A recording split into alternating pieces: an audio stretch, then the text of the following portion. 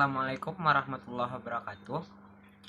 Puji dan syukur atas kehadirat Allah Subhanahu wa taala. Salawat beserta salam kami curahkan kepada baginda Rasulullah Muhammad sallallahu alaihi wasallam. Allahumma shalli ala sayyidina Muhammad wa ala ali sayyidina Muhammad. Yang terhormat kepada dosen pengampu mata kuliah akuntansi keuangan dengan 2 Ibu Oknariana SPD MPDE.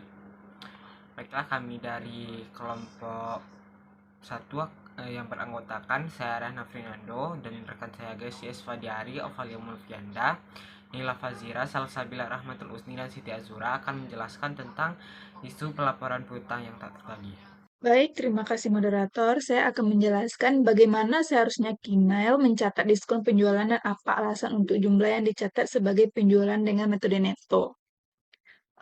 Cara Gmail mencatat diskon penjualan pada tanggal penjualan dengan menggunakan metode neto, yaitu di mana Gmail harus mencatat penjualan dengan jumlah yang sudah dikurangi diskon.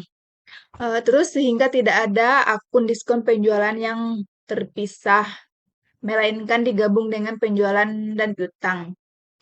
Selanjutnya, alasan untuk jumlah yang dicatat sebagai penjualan dengan metode neto yaitu karena dapat menghindari pencatatan pendapatan berlebih sebelum benar-benar terrealisasi. Mencatat piutang dengan jumlah yang kemungkinan besar akan diterima dan dapat menyederhanakan pembukuan. Sekian materi dari saya kembalikan kepada moderator. Baik, untuk materi berikutnya yaitu pengaruh pendapatan, penjualan, dan laba neto Gmail ketika pelanggan tidak mengambil diskon penjualan. Yang pertama, pengaruh terhadap pendapatan penjualan. Tidak ada perubahan pada pendapatan penjualan yang dicatat, karena perusahaan tetap mencatat penjualan berdasarkan harga normal tanpa potongan diskon. Jika pelanggan mengambil diskon, perusahaan akan mencatat pendapatan lebih rendah. Namun, karena pelanggan tidak mengambil diskon, perusahaan menerima pendapatan penuh, sehingga ada penambahan penerimaan. Berikutnya, pendapatan diskon yang hilang akan dicatat sebagai pendapatan tambahan. Selisih dari diskon yang tidak digunakan akan dicatat sebagai pendapatan tambahan, sering kali dimasukkan dalam akun pendapatan lain. Peningkatan laba tidak berasal dari penjualan utama, tetapi dari pendapatan lain-lain.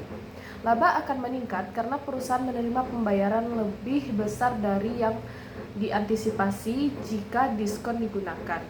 Namun, peningkatan laba ini bukan berasal dari aktivitas utama penjualan, melainkan dari pendapatan lain-lain yang berasal dari diskon yang tidak diambil pelanggan. Hal ini meningkatkan total laba bersih dalam laporan keuangan perusahaan. Sekian penjelasan dari saya kembalikan kepada moderator. Baik, saya akan menjelaskan tentang materi yang B. Yang pertama itu dampak diskon perdagangan terhadap pendapatan penjualan, yaitu piutang juga berkurang, di mana karena pelanggan hanya diharuskan membayar jumlah setelah dikurangi diskon, maka piutang yang diakui lebih kecil. Jika menggunakan metode bruto, piutang awal dicatat dalam jumlah penuh. Kemudian jika diskon digunakan, ada jurnal penyesuaian. Jika menggunakan metode neto, piutang langsung dicatat dalam jumlah bersih setelah diskon. Sekian materi dari saya kembalikan kepada moderator. Baik, di sini saya akan menjelaskan tentang dampak diskon perdagangan terhadap piutang. Dampak dari diskon perdagangan terhadap piutang yaitu mengurangi piutang, karena pelanggan hanya diharuskan membayar jumlah setelah dikurangi diskon, maka piutang yang diakui lebih kecil jika menggunakan metode bruto. Piutang awal dicatat dalam jumlah penuh, kemudian jika diskon digunakan. Ada jurnal penyesuaian jika menggunakan metode neto. Piutang langsung dicatat dalam jumlah bersih setelah diskon. Dan mengapa diskon perdagangan mempengaruhi pendapatan penjualan dan piutang? Yang pertama, mengikuti prinsip konservatisme. Yang kedua, menyesuaikan harga yang disepakati dengan pelanggan. Yang ketiga, menghindari overstatement dalam laporan keuangan. Lanjutkan materi berikutnya, yaitu menganalisis bagaimana cara untuk Gmail mencatat piutang yang dianjak piutangkan. Jika anjak piutang tanpa jaminan atau without resource, Kimal tidak bertanggung jawab atas piutang yang dianjak piutangkan. Dan karena piutang telah beralih, harus dihapus dari pembukuan agar tidak lagi tercatat sebagai aset. Jika ditanyakan mengapa, dalam metode ini Kimal tidak memiliki risiko jika pelanggan tidak membayar. Oleh karena itu, piutang dihapus dari laporan keuangan karena tidak lagi menjadi hak Kimal, dan Kimal juga harus menambah biaya pendanaan. Sekian dari saya kembalikan kepada moderator.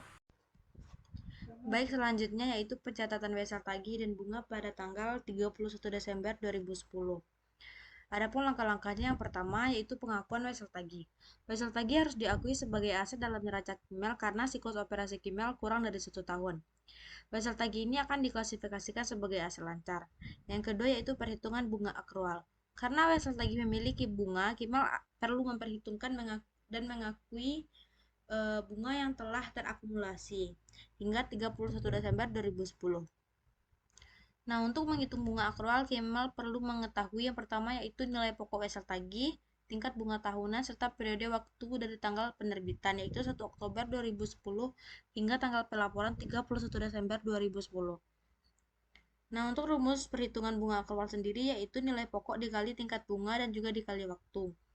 Waktu di sini adalah jumlah hari dari 1 Oktober sampai 31 Desember 2010 dibagi dengan 365 hari. Untuk pencatatan jurnal, Kimal harus membuat jurnal untuk mengakui bunga akrual. Jurnal ini akan mendebitkan akun piutang bunga dan mengkreditkan akun pendapatan bunga. Hal ini dilakukan untuk mencatat pendapatan bunga yang telah diperoleh meskipun belum diterima secara tunai. Nah, mengapa pencatatan ini penting dilakukan? Yang pertama, prinsip akrual. Akuntansi akrual mengharuskan pendapatan dan beban diakui pada saat terjadinya, bukan pada saat kas diterima atau dibayar.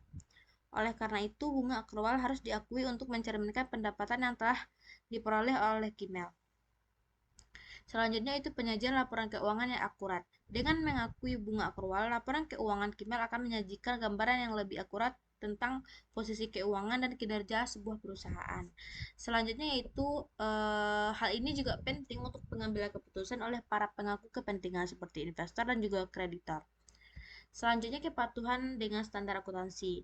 Pengakuan bunga akrual sesuai dengan standar akuntansi yang berlaku yang bertujuan untuk memastikan konsistensi dan transparansi dalam pelaporan keuangan.